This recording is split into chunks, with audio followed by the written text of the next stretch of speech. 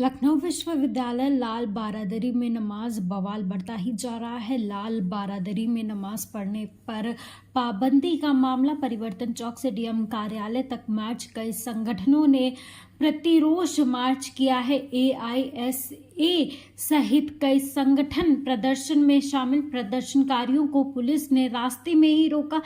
Begum Hazrat Mahal park के पास प्रदर्शनकारियों को पुलिस के द्वारा रोका गया है। डीएम कार्यालय जा रहे प्रदर्शनकारियों को रोका गया है। यूनिवर्सिटी प्रशासन पर टारगेट करने का आरोप भी लगाया गया है। एक समुदाय को टारगेट करने का आरोप लगाया गया है। 200 वर्षों से जहां नमाज पढ़ी जाती है से कि वो जर्जर हो चुकी है, लेकिन बंद करने का, सील करने का अभी तक कोई भी एग्जीक्यूटिव एडमिनिस्ट्रेटिव ऑर्डर प्रोड्यूस नहीं किया गया है। जब तक वो एग्जीक्यूटिव एडमिनिस्ट्रेटिव ऑर्डर प्रोड्यूस नहीं किया जाता, हम 100 बार 1000 बार कहेंगे ये पूरी कार्रवाई पूरे तरीके से गैर कानूनी है। अगर प्रशासन का ये क्लेम है कि वो जर्जर है, तो आपको एक इंस्पेक्शन टीम बनानी पड़ेगी और उस इंस्पेक्शन टीम को जाके एक साइंटिफिक तरीके से वहां पे इंस्पेक्ट करना पड़ेगा कि स्ट्रक्चर की हालत क्या है। जब तक एक इंस्पेक्शन रिपोर्ट हमारे सामने नहीं आती, इस बात को हम पूरे तरीके से खारिज करते हैं कि वो जगह जर्जर है। आपको पीएम ऊषा फंड से 5 करोड़ रुपया मिला, वो 5 करोड़ रुपया गया कहां है, इस बात की प्रशासन को जवाबदेही देनी पड़ेगी। और जो छात्र ये सवाल खड़ा कर रहे हैं, जो छात्र आपको गैर कानूनी कार्रवाई करने से रोक रहे हैं, आप उन पर पुलिसिया कार्रवाई कर रहे हैं, उनको कारण बताओ नोटिस दे रहे हैं। विश्व हिंदू परिषद, बजरंग दल, एबीवीपी आता है, वहां पे हनुमान चालीसा होती है, वहां पे बकायदा शुद्धिकरण होता है, वो प्रदर्शन उग्र होता है, वहां पे तमाम गैर कानूनी कार्रवाई की जाती है इन लोगों के द्वारा और इन पे कोई कार्रवाई नहीं होती। तो हम यही कह रहे हैं कि आप एग्जीक्यूटिव ऑर्डर दीजिए, इंस्पेक्शन रिपोर्ट दीजिए, 5 करोड़ का जो अकाउंटेबिलिटी है वो दीजिए और छात्रों पे जो गैर कानूनी केसेस किए गए उनको वापस लीजिए। आज आप लोग सड़कों पर निकले हैं लखनऊ विश्वविद्यालय में नमाज रोकने के बाद, क्या कहेंगे सरकार से, क्या?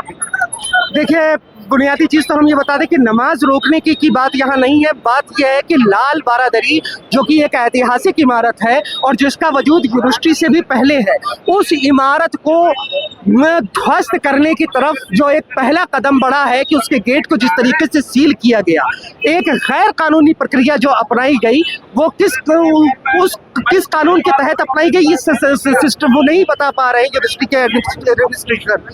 इसके खिलाफ हम यहाँ पर खड़े हुए हैं कि एक ऐतिहासिक इमारत को ध्वस्त करने की जो कोशिश की जा रही है, ध्वस्त करने की तरफ जो पहला कदम बढ़ा है, हम वो नहीं होने देंगे। हम इसकी सख्त मुखालिफत करते हैं। हिंदू समाज के लोग जब नमाज के दौरान उन्होंने हाथ बांध के नमाजियों का सुरक्षा लगा खड़े रहे, उसके बाद उन्होंने मुकदमा दर्ज कर दिया, नोटिस जारी कर दिया, कैसे देखते हैं?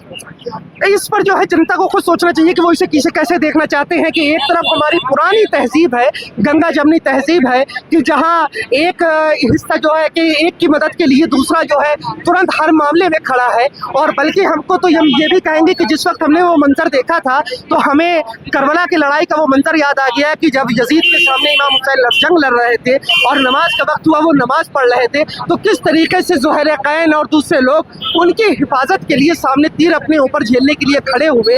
उसी तरीके से हम यहाँ देखते हैं कि जब नमाजी सामने नमाज की सब बनाते हैं, रोजा रखे हुए नमाजी, तो वहाँ पर हिंदू किस तरीके से उनके ऊपर किसी तरह की आंच ना आए, इसके लिए आज की यजीदी फौज यानी कि आरएसएस और एबीवीपी और हिंदू बजरंग दल जैसे गुंडे के संगठनों के गुंडों से हिफाजत के लिए ये लोग खड़े हुए और इन्होंने बखूबी हिफाजत की।